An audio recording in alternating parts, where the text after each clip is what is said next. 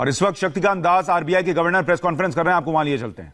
Regular press conference, but now due to the need for social distancing and the precautionary steps which we are required to take, all of us, I decided to address the media.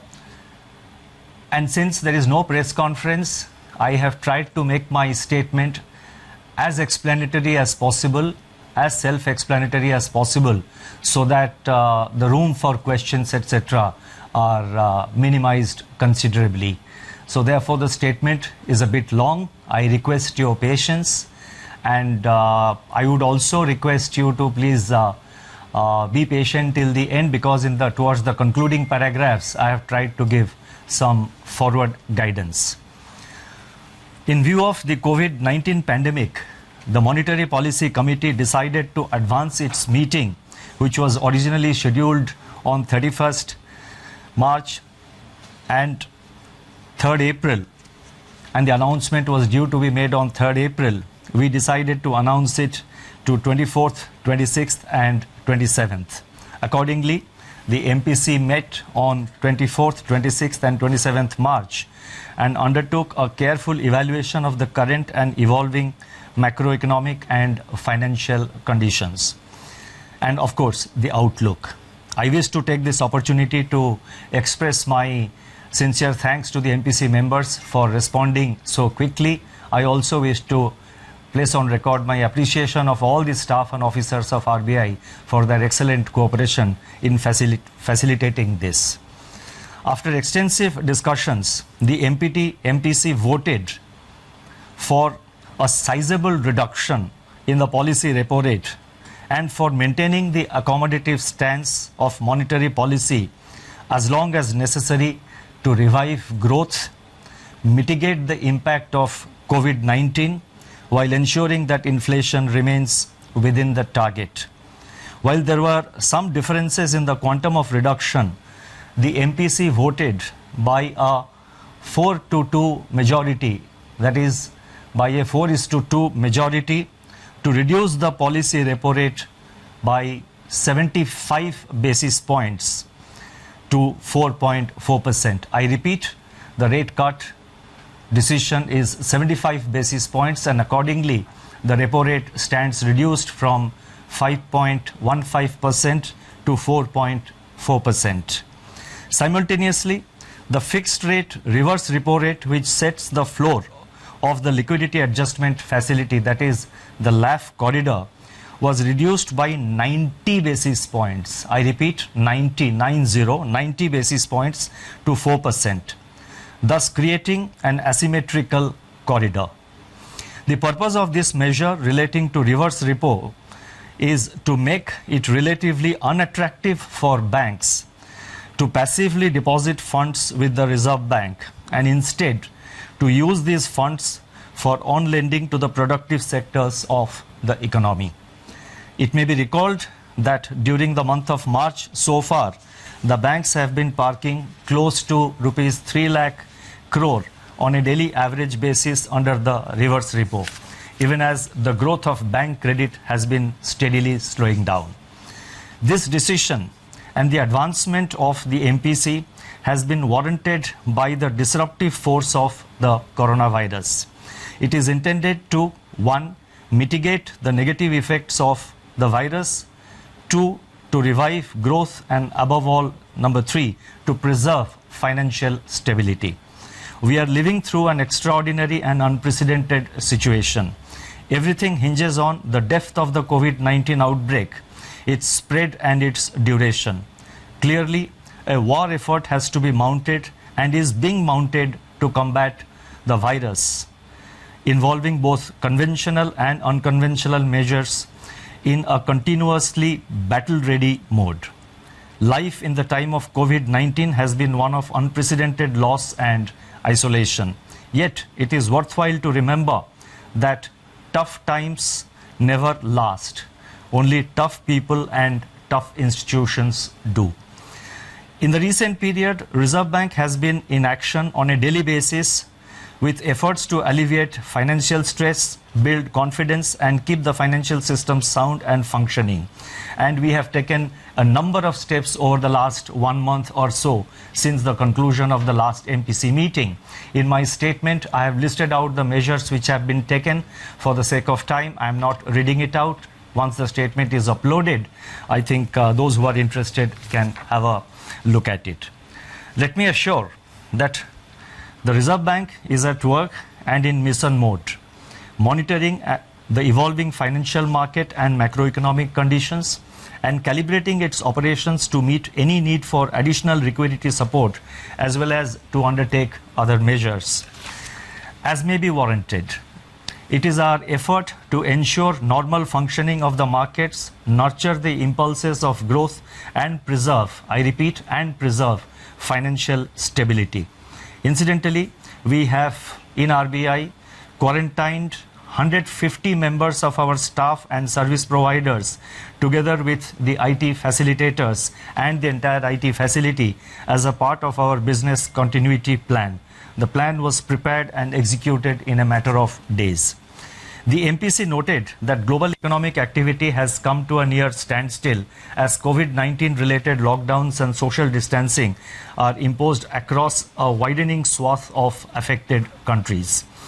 Expectations of a shallow recovery in 2020 from 2019's decade low in global growth have been dashed. The outlook is now heavily contingent upon the intensity, spread and duration of the pandemic. There is a rising probability that large parts of the global economy will slip into recession. Turning to growth in India, the implied GDP growth of 4.7% in Q4 of 1920 in the second advance estimates of the National Statistics Office, which was released in February 2020, within the annual estimate of 5% for the year as a whole, is now at risk. As regards the outlook for 2021, apart from continuing resilience of agriculture and allied activities, most other sectors of the economy will be adversely impacted by the pandemic, depending upon, I repeat, its intensity, spread and duration. We have to recognize that the government has taken timely and appropriate measures to contain these three factors, that is to contain intensity, spread and duration. And let us all cooperate with the measures announced by the government to deal with the problem, to prevent the spread of coronavirus, to contain it and win this war. If COVID-19 is prolonged and supply chain disruptions get accentuated, now these are risk factors which I am listing out. It all depends how we respond to the situation. I'm just listing out the risk factors. Only time will tell how effectively we have acted as a nation and how effectively we have been able to contain the spread of coronavirus and how effectively we have been able to restrict its adverse impact on our growth. So if COVID-19 is prolonged and the supply chain disruptions get accentuated, the global slowdown could deepen with adverse implications for India. The slump in international crude prices could, however, provide some relief in the form of terms of trade gains. Downside risks to growth arise from the spread of COVID-19 and prolonged lockdowns. Upside growth impulses are expected to emanate from monetary, fiscal and other policy measures and the early containment of COVID-19. As regards inflation, the prints of January and February 2020 indicate that actual outcomes for the quarter are running 30 basis points above our earlier projections, reflecting the onion price shock. Looking ahead, food prices may soften even further under the beneficial effects of the record food grain and horticulture production, at least till the onset of the usual summer uptake. Furthermore, the collapse in the crude prices could work towards easing both fuel and core inflation pressures depending on the level of pass-through to the retail prices. As a consequence of COVID-19, aggregate demand may weaken and ease core inflation further. Heightened volatility in financial markets could also have a bearing on inflation. Given this heightened volatility, unprecedented uncertainty, and extremely fluid state of affairs, projections of growth and inflation would be heavily contingent on, as I earlier said, the intensity, spread, and duration of COVID-19. Precisely for these reasons, the MPC decided to refrain from giving out specific growth and inflation numbers because the situation is fast changing and the outlook is extremely uncertain. In fact, this kind of uncertain outlook has never been seen before. And as I mentioned earlier, I would again like to repeat that if we, all of us, every citizen, every person who lives in this country, if we follow the rules, if we follow the advices given by the government and other authorities, then as a country we should be able to win this war against COVID-19, in which case much of the worries that we have in our growth outlook would get considerably reduced. The MPC noted that macroeconomic risks both on the demand and supply side brought on by the pandemic could be severe. The need of the hour is to do whatever is necessary to shield the domestic economy from the pandemic. The Government of India has yesterday announced a number of measures which are expected to provide relief to various disadvantaged sections of the society. The MPC further noted that the Reserve Bank has taken several measures to inject substantial liquidity in the system. Nonetheless, the priority is to undertake strong and purposeful action in order to minimize the adverse macroeconomic impact of the pandemic. It also underscored the need for all stakeholders to fight against the pandemic. Banks and other financial institutions should do all that they can to keep the credit flowing to the economic agents which are facing financial stress on account of the isolation that the virus has imposed. Market participants should work with regulators like the Reserve Bank and the SEBI to ensure the orderly functioning of markets in their role of price discovery and financial intermediation. Strong fiscal measures are of course critical to deal with the situation. To summarize, COVID-19 stalks the global economy and the outlook is highly uncertain and of course negative. Several nations are battling its exponential contagion. Countries are shutting down to prevent being sucked into a kind of black hole. Authorities all over the world are mobilizing on a massive scale to fight an invisible assassin. India has locked down economic activity and financial markets are under severe stress. Finance is the lifeline of the economy. Keeping it flowing is the paramount objective of the Reserve Bank of India at this point of time. The time has therefore now come for the Reserve Bank to unleash an array of instruments from its arsenal to staunch and mitigate the impact of COVID-19, revive growth and above all, preserve financial stability. The aggregate action and stance of MPC provides a befitting launching pad. In turn, the configuration of initiatives unveiled in the statement on development and regulatory policies, which I am now going to spell out, amplify the MPC's decision and leverages on it as well. Accordingly, it is appropriate that the MPC's decision and the other actions which I am now going to elaborate upon should be regarded as a comprehensive package with force multipliers.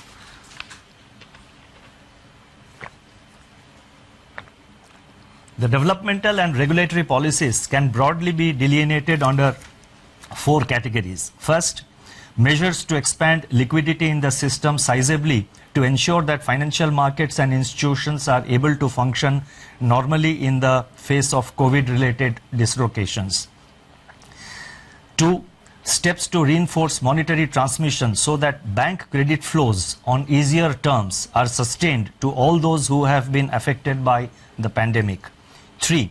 Efforts to ease financial stress caused by COVID-19 disruptions by relaxing repayment pressures and improving access to working capital. And 4. Endeavor to improve the functioning of markets in view of the high volatility experienced with the onset and spread of the pandemic. I would announce them in broadly three sections. The first section relates to liquidity measures. A multi-pronged approach comprising both targeted and system-wide liquidity provision has been adopted to ensure that COVID-related liquidity constraints are eased. The first announcement relates to targeted long-term repo operations, TLTRO. Let me elaborate further. Large sell-offs in the domestic equity, bond and forex markets have intensified redemption pressures. Liquidity premia on instruments such as corporate bonds, commercial papers and non-convertible and debentures have surged. Financial conditions for these instruments, which are used inter alia to access working capital in the face of the slowdown in bank credit, have also tightened.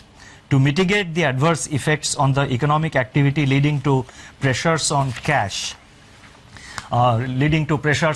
flows across sectors, the Reserve Bank will conduct auctions of targeted long-term repos of up to 3-year tenor of appropriate sizes for a total amount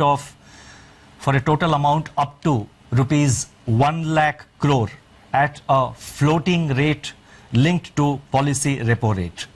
Liquidity availed under the scheme by the banks has to be deployed in investment-grade corporate bonds, commercial paper and non-convertible debentures over and above the outstanding level of their investments in these bonds as on March 25, 2020. Eligible instruments comprise both primary market issuance as well as secondary market purchases, including from mutual funds and non-banking finance companies. Investments made by the banks under this facility will be classified as held to maturity, HTM, even in excess of 25% of the total investment permitted to be included in HTM portfolio. Exposures under this facility will also not be reckoned under the large exposure framework. The first auction of rupees 25,000 crores under this arrangement will be conducted later today. The relevant notification in this regard is being issued separately. The second announcement under the liquidity measures includes cash reserve ratio, CRR. It is observed that despite ample liquidity in the system, its distribution is highly asymmetrical across the financial system and starkly so within the banking system. To help banks tide over the disruption caused by COVID-19, it has been decided to reduce the cash reserve ratio, CRR, of all banks by 100 basis points to 3% of net demand and time liabilities, that is NDTL, with effect from the reporting fortnight beginning March 28th for a period of 1 year. This reduction in CRR would release primary liquidity of about rupees 1,37,000 crores uniformly across the banking system in proportion to liabilities of the constituents rather than in relation to their holding of excess SLR. Furthermore, taking cognizance of hardships faced by the banks in terms of social distancing of staff and consequent strains on reporting requirements, it has been decided to reduce the requirement of minimum daily CRR balance maintenance from 90% to 80% effective from the first day of the reporting fortnight beginning March 28, 2020. This is a one-time dispensation available up to June 26, 2020. The next announcement relates to marginal standing facility. In view of the exceptionally high volatility in domestic financial markets, which brings in phases of liquidity stress, and also to provide comfort to the banking system, it has been decided to increase the accommodation under the marginal standing facility, MSF, from 2% of the statutory liquidity ratio, SLR, to 3% with immediate effect. This measure will be applicable up to June 30th, 2020. This measure should provide comfort to the banking system by allowing it to avail an additional rupees 1.37 lakh crore, that is 1,37,000 crore of liquidity under the LAF window in times of stress at the reduced MSF rate announced in the MPC's resolution.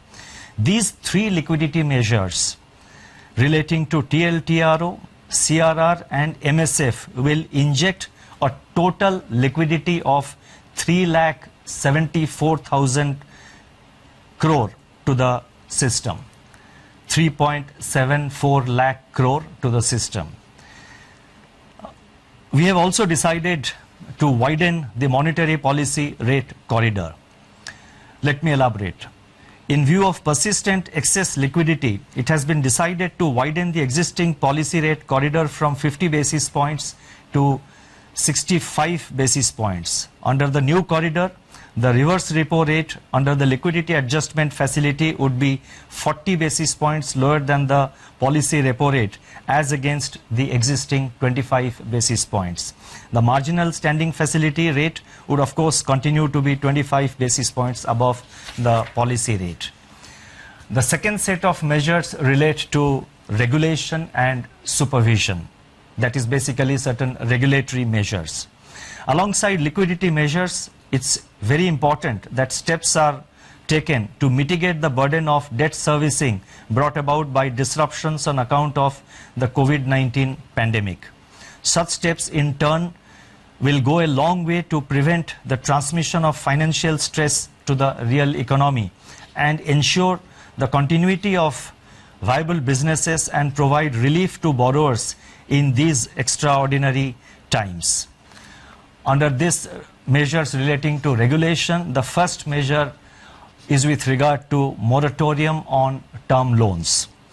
All commercial banks, including regional rural banks, small finance banks and local area banks, cooperative banks, all India financial institutions and NBFCs, including housing finance companies and microfinance institutions, that is all lending institutions basically in the system, are being permitted to allow a 3-month moratorium. I repeat, all the lending institutions are being permitted to allow a moratorium of 3 months on payment of installments in respect of all term loans outstanding as on 1st March 2020. The second measure under this relates to deferment of interest on working capital facilities. In respect of working capital facilities sanctioned in the form of cash credit, overdraft, lending institutions are being permitted to allow a deferment of 3 months on payment of interest in respect of all such facilities outstanding as on 1st March 2020. The accumulated interest for the period will be paid after the expiry of the deferment period. The moratorium on term loans and the deferring of interest payments on working capital will not result in asset classification downgrade. The next announcement relates to easing of working capital financing. In respect of working capital facilities sanctioned in the form of cash credit, overdraft, lending institutions are allowed to recalculate drawing power by reducing margins and or by reassessing the working capital cycle for the borrowers. Such changes, I repeat, such changes will not result in asset classification downgrade. The moratorium on term loans, the deferring of interest payments on working capital and the easing of working capital financing, which I just announced, will not qualify as a default for the purpose of supervisory reporting and reporting to credit information companies by the lending institutions. Hence, there will be no adverse impact on the credit history of the beneficiaries. The next announcement relates to deferment of implementation of Net Stable Funding Ratio, NSFR. The net stable funding ratio, which reduces funding risk by requiring the banks to fund their activities with sufficiently stable sources of funding over a time horizon of 1 year in order to mitigate the risk of future funding stress, was required to be introduced by the banks in India from 1st April 2020. It has now been decided to defer the implementation of NSFR by 6 months to 1st October 2020. Deferment of last tranche of capital conservation buffer. That is the next announcement. The capital conservation buffer CCB is designed to ensure that banks build up capital buffers during normal times, that is outside periods of stress, which can be drawn down as losses are incurred during a stress period. Considering the potential stress on account of COVID-19, it has been decided to further defer the implementation of the last tranche of 0.625% of CCB from March 31st, 2020 to September 30th, 2020. With regard to financial markets, that is the third part of the announcement, we are announcing one measure, and this measure basically assumes importance in the context of the increased volatility of the Indian rupee caused by the impact of COVID-19 on currency markets. And this relates to permitting banks to deal in offshore non-deliverable rupee derivative markets, that is basically offshore rupee NDF markets. The offshore Indian rupee derivative market, that is the non-deliverable forward market, that is NDF market, has been growing rapidly in recent times. At present, Indian banks are not permitted to participate in this market, although the benefits of their participation in NDF market have been widely recognized. The time is opposite to improve efficiency of price discovery. Accordingly, banks in India which operate International Financial Service Center IFSC banking units, that is IBUs, are being allowed to participate in NDF market with effect from June 1st, 2020.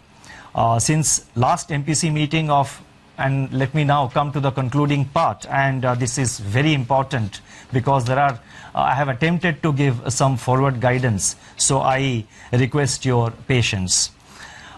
Since the last MPC meeting of February 2020, the Reserve Bank has injected liquidity of 2,80,000 crores, 2.8 lakh crore through various instruments, which is equivalent to 1.4% of our GDP.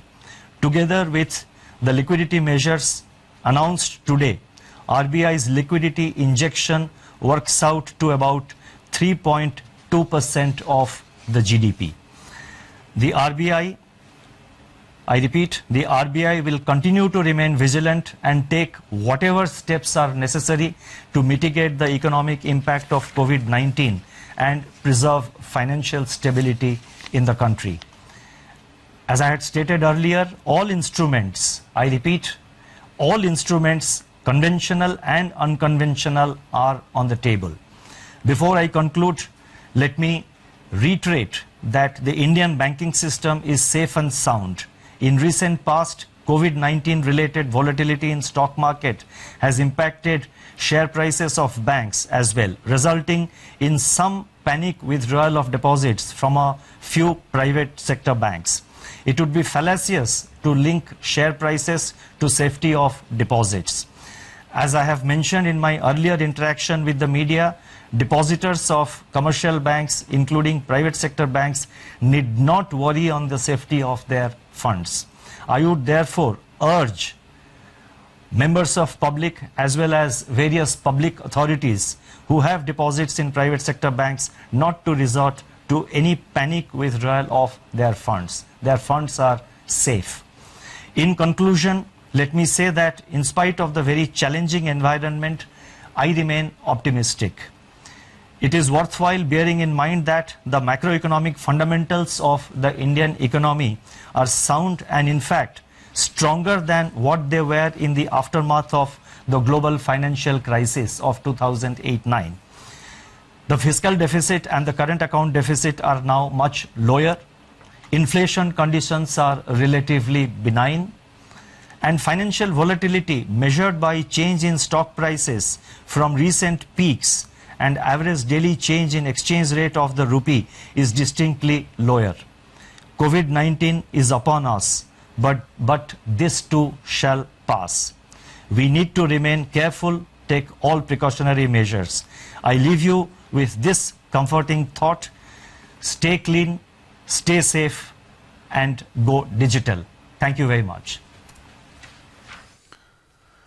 तो इस वक्त की बहुत बड़ी खबर मैं आपको बता दूं, आरबीआई ने बड़ा ऐलान किया है। रेपो रेट में कमी की गई है, रिवर्स रेपो रेट में कमी की गई है, सीआरआर में कमी की गई है, ईएमआई में 3 महीने के लिए रोक लगा दी गई है। यानी जो भी टर्म लोन है उस पर 3 महीने के लिए आपको कोई ईएमआई नहीं देनी होगी। यह बड़ा ऐलान सरकार की तरफ से या आरबीआई की तरफ से आप कह लीजिए। रेपो रेट को समझिए। रेपो रेट क्या होता है? रेपो रेट वो रेट है जैसे आप बैंक से कर्ज लेते हैं और आपको ब्याज चुकाना होता है। रेपो रेट वो है जिस पर बैंक्स आरबीआई से कर्ज लेते हैं। रेपो रेट घटने का मतलब है कि बैंक्स को आरबीआई को कम ब्याज देना होगा। अगर बैंक्स आरबीआई को कम ब्याज देंगे यानी उनके पास पैसा बचेगा, ऐसे में वो आपकी जो लोन है उसकी ब्याज दर घटा देंगे और आप जो ईएमआई भर रहे थे वो घट जाएगी। यानी रेपो रेट घटने से बैंक्स को फायदा और बैंक के फायदे का मतलब आपको फायदा, आपकी ईएमआई घट जाएगी।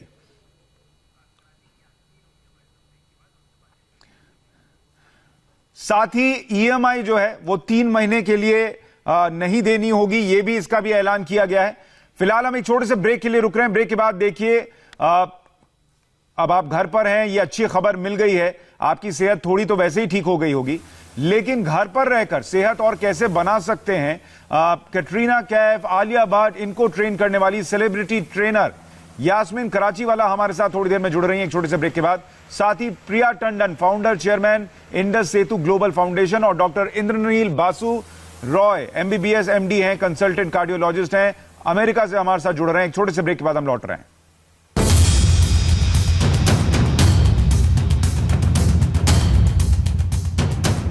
आटा गूंदना सीख